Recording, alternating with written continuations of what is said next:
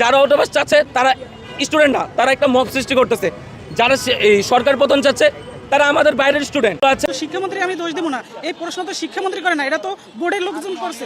যে প্রশ্নপত্রের একটা ভুল আমরা শুনতেছি, এটা তো আসলে বোর্ডের ব্যাপার। অনেক ছাত্ররা আসলে কথা বলার সময় মাননীয় প্রধান শিক্ষামন্ত্রীকে নিয়ে অনেক ব্যঙ্গ করে কথা বলে বা অসম্মানজনক কথা বলে। এভাবে তো বলা উচিত না, আসলে ভালো মতো বলা উচিত। এটা প্রথমত শিক্ষার্থীদের একটা সমস্যা ব্যবহারের, এটা আমি বলবো। আমরা এখানে কোনো স্টুডেন্ট হচ্ছে সরকারের বিরুদ্ধে না, কারণ সরকার আমাদের সাথে কোনো বাজে আচরণ করেনি, কিছু করেনি। সরকার মাত্র 4 মাস হয়েছে আসছে। শিক্ষামন্ত্রীর জন্য মানে এটা যে হয়েছে এটা আমি করি না, শিক্ষামন্ত্রীর দোষ দেওয়াটা ঠিক হবে না। অনেক ভালো হয়েছে,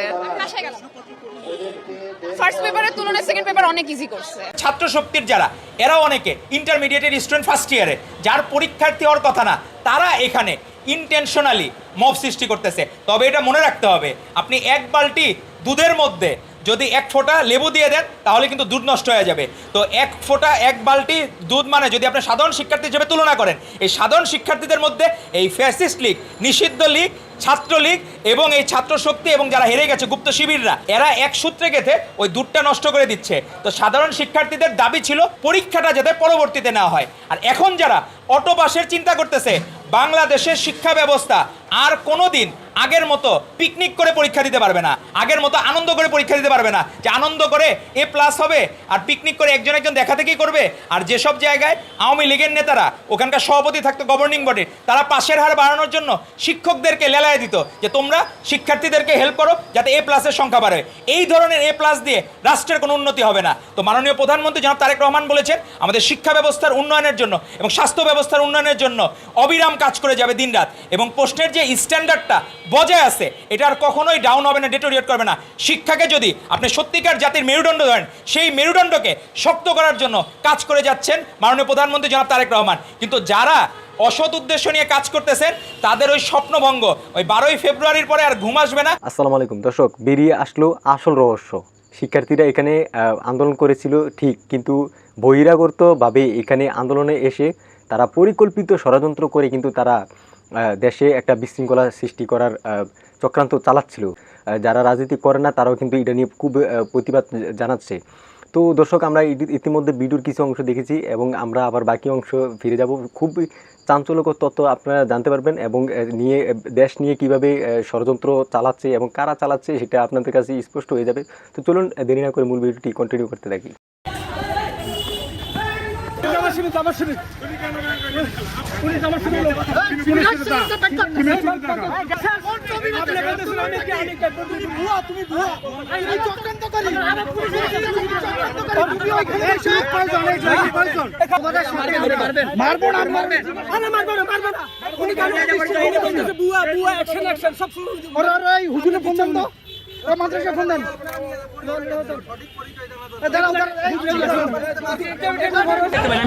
না, তুমি কোন কলেজের বলো?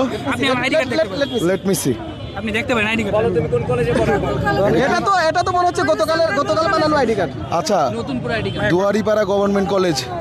এটা কোথায়? মিরপুর? হ্যাঁ ভাই, নাম বলতে যাবেন না ভাই, আমরা তো হয়ে আছে। হ্যাঁ দেখতে পারেন। শিওর তুমি? হ্যাঁ শিওর আপনি তুমি? কলেজে ওই কমন নিতে পারেন। অর্ধেক করে ফোন দে। তুমি এইচএসসি স্টুডেন্ট? হ্যাঁ, আপনি অর্ধেক করে তুমি ফোন লিখে রাখছো হচ্ছে স্টেপ ডাউন এডুকেশন, মিনিস্টার লেখে নাই। কই ভাই? স্টেপ ডাউন এডুকেশন লিখছো, এই দেখো মিনিস্টার লেখে নাই। স্টেপ ডাউন এডুকেশন মিনিস্টার, এটার অর্থ কি জানো? ঠিক আছে, শিক্ষাকে তুমি পদত্যাগ করতে বলছো, শিক্ষামন্ত্রীকে না।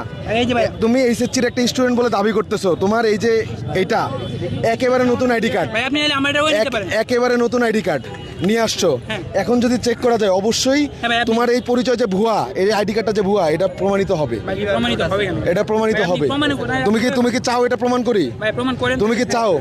তাহলে আমরা কিন্তু বললে তুমি বিশ্ববিদ্যালয়ের মধ্যে কেওস করতে আসছো না, বিশ্ববিদ্যালয় প্রক্টোরিয়াল বডির দায়িত্বে। বিশ্ববিদ্যালয়ের প্রক্টর তোমার বাবাকে যদি ফোন করে, এটা কনফার্ম তোমার দিতে পারবে না, এটা আমি জানি, শিওর জানি। তো দর্শক, আমরা ইতিমধ্যে বিস্তারিত আলোচনা শুনেছি। আমরা ভাবছিলাম যে পরীক্ষার্থীরা এখানে আন্দোলন করছে, তো তাদের আন্দোলনটা খুবই ন্যায্য আন্দোলন ছিল, কিন্তু এই আন্দোলনকে ইস্যু করে ষড়যন্ত্র করার জন্য কিন্তু ইতিমধ্যে ষড়যন্ত্রকারীরা কিন্তু এখানে উঠে পড়ে লেগেছে তাদের স্বার্থ হাসিল করার জন্য। ইতিমধ্যে কিন্তু এই বিষয় নিয়ে কিন্তু আমাদের ইলিয়াস ভাই তিনি কিন্তু ইতিমধ্যে বিবৃতি দিয়েছেন। তিনি পোস্টের মাধ্যমে জানিয়েছেন যে ভারতের চক্রান্তের কারণে কিন্তু শিক্ষামন্ত্রীকে পদত্যাগের দাবি উঠেছে, এটা শুধু ভারতের ইন্ধনের কারণে। কারণ ভারত কখনোই চায় না, প্রিয় দর্শক, ভারত কখনোই চায় না বাংলাদেশ উন্নত শিক্ষা বাংলাদেশে হোক, সেটা ভারত কখনোই চায় না, যার কারণে কিন্তু ভারতের এত মাথা ব্যথা। আর ইতিমধ্যে কিন্তু শিক্ষামন্ত্রী ডক্টর আনম এহসানুল হক মিলন সাহেব তিনি কিন্তু বাংলাদেশের শিক্ষা ব্যবস্থা নিয়ে তিনি যেভাবে এগিয়ে যাচ্ছেন, এর কারণে কিন্তু ভারতের মাথা ব্যথা শুরু হয়ে গেছে। দর্শক, ভিডিওটা কেমন লাগছে সেটা অবশ্যই আপনার মন্তব্য সহ এই ভিডিওতে কমেন্ট করে জানিয়ে দিবেন।